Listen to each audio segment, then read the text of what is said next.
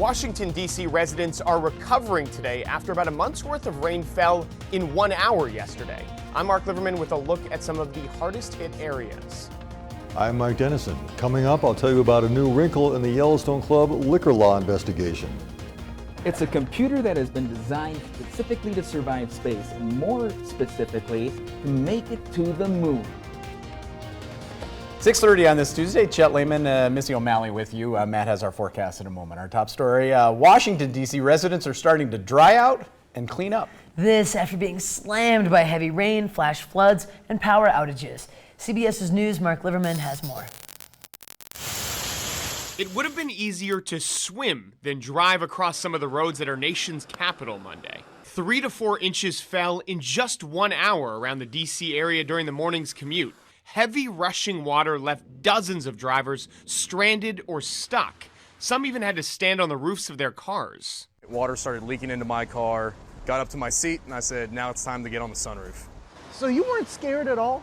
I mean, I was definitely concerned. I mean, water levels rising. It's not really something you learn in driver's ed class or ever, what to do when the water's up to your window. A waterfall formed inside one of the city's underground metro stations.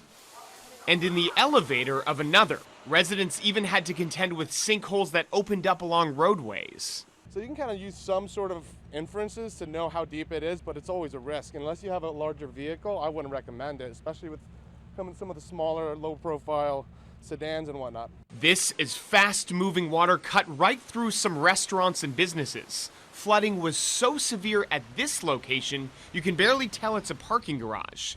The National Archives, home to the Constitution and Bill of Rights, was also closed because high waters caused a power outage there. But all the documents are safe. Mark Liverman, CBS News. Wow. Well, good news for area residents after the storm. Forecast is now calling for sun for the next few days in the D.C. area. Holy free parking for submarines in that one for a period of time, so that was all good too for the Navy. Wow. Wow. Unbelievable amounts of rain that they had. Yeah. We have some pretty hefty amounts in parts of Montana early this morning. That's what I hear. Yeah, we picked up about a 1/4 inch of rain at Bozeman Yellowstone International. Wow. Temperatures continue to be on the cool side. Look at that, a 1/4 inch of rain out in Belgrade. 0.8 of an inch as you get into eastern parts of the state. So pretty impressive stuff. Early morning temperatures into the 40s. Really not much to complain about. There will be a few showers trying to roll through. The cool temperatures remain for today. It looks like we'll top out into the 70s for the afternoon. But we do have more warm weather heading this direction. More on that, of course, coming up in just a few minutes. Thank you for that, Matt. Now 6:32, our top local story for you here. State officials have seized another 800 bottles and cans of alcoholic beverages from businesses linked to the exclusive Yellowstone Club in Big Sky. And Dan's Mike Dennison has the latest on this investigation. The Montana Revenue Department revealed Monday that State Justice Department investigators seized the beer, wine, and liquor on June 25th from a building near the Bozeman International Airport in Belgrade. That was 1 day after the state had announced an earlier settlement of multiple liquor law violations by the high-end private club in Big Sky.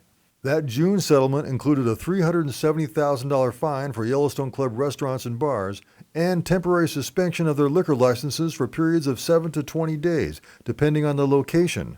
But state revenue officials wouldn't clarify on Monday how or whether this latest seizure is related to the earlier case. The state says the seized alcohol was in possession of H&K Spirits.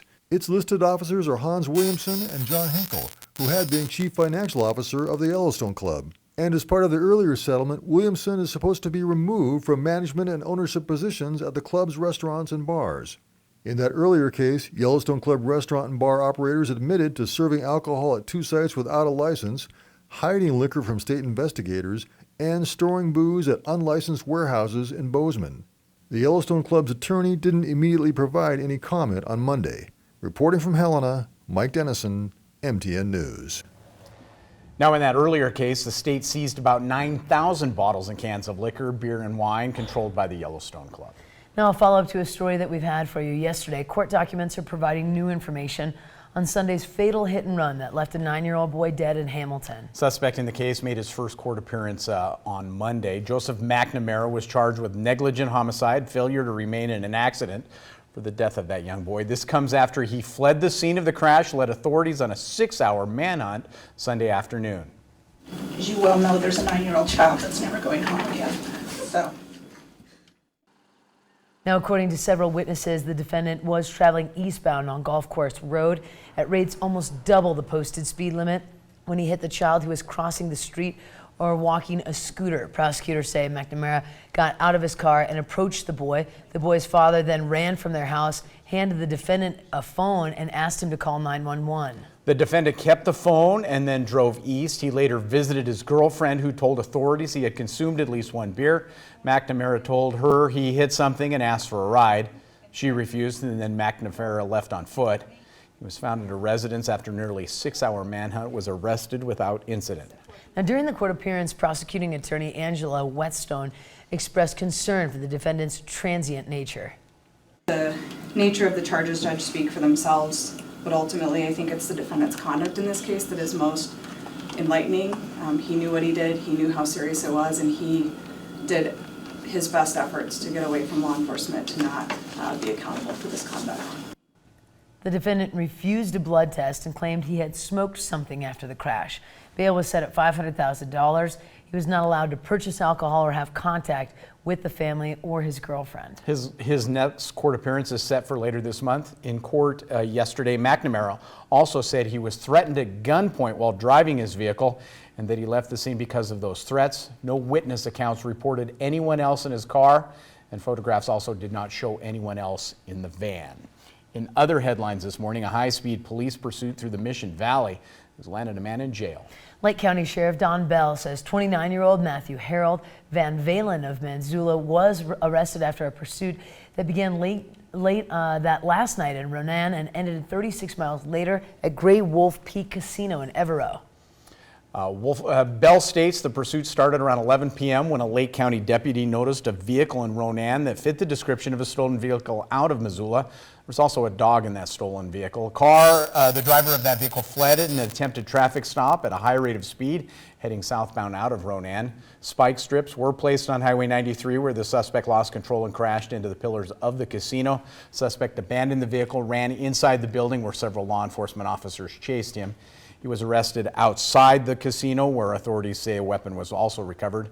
Van Valen remains in the Missoula County Detention Center. He faces charges out of Missoula and Lake counties. And a Bozeman woman was arrested on Friday after spraying her ex-boyfriend with bear spray during an argument. Rexelaine Doris Peary appeared in Gallatin County Justice Court yesterday facing multiple charges.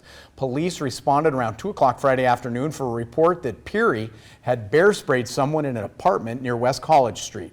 The incident involved Peary, her husband, her ex-boyfriend, and another woman who lives at that apartment.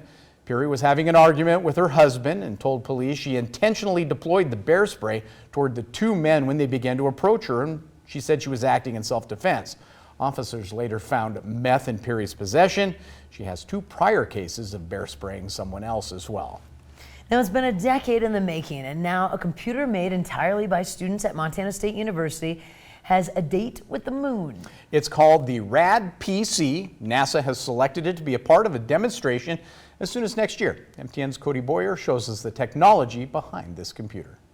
And they've gotten experience flying it on balloons and rockets that just go up and come down on the space station. Professor Brock Lemire says it has been a decade-long experience of lunar proportions, and the product, at least as of now, is the size of a toy block. The purpose of this technology is to provide a computer for future space missions that can provide increased computation above what they currently have and also provide resistance to space radiation. Lemire says that can force computers to crash. So, using everyday materials anyone could get, he adds they found a cheaper alternative for an improvement. Current computers that NASA uses and aerospace companies use make them resistant to radiation, and it causes them to be quite expensive and also run pretty slow compared to the computers we have on Earth. We call it off-the-shelf parts. It will look something like this when it actually goes into space. Brock says the amount of work that has gone into it is amazing, but just how many students who have put their heads and hands into it as well, that's even more so. This has been 100% built by MSU students and primarily undergraduate students. In about 10 years, over 130 students have worked on RAD-PC, including second-year grad student Chris Major. It was pretty awesome. I mean, thinking that this thing's going to go into space was, I'd say, a combination of excitement and terror. It's NASA's Artemis project, which will attach computers like RAD-PCs to landers bound for the moon, someday maybe even Mars. An experience overall that will have Professor Lemire looking up following the effort that dozens of students made happen. It's surreal, to be honest with you, to think that we've been working on this idea for 10 years and now actually putting it on the surface of the moon. Lemire says there's still plenty of legwork to be done. First, his students are working hard to get the computer down to its final form and will be able to test it again on a satellite that will be launched this fall. They plan on having RAD-PC ready to fly to the moon as early as late 2020. In Bozeman, Cody Boyer, MTN News.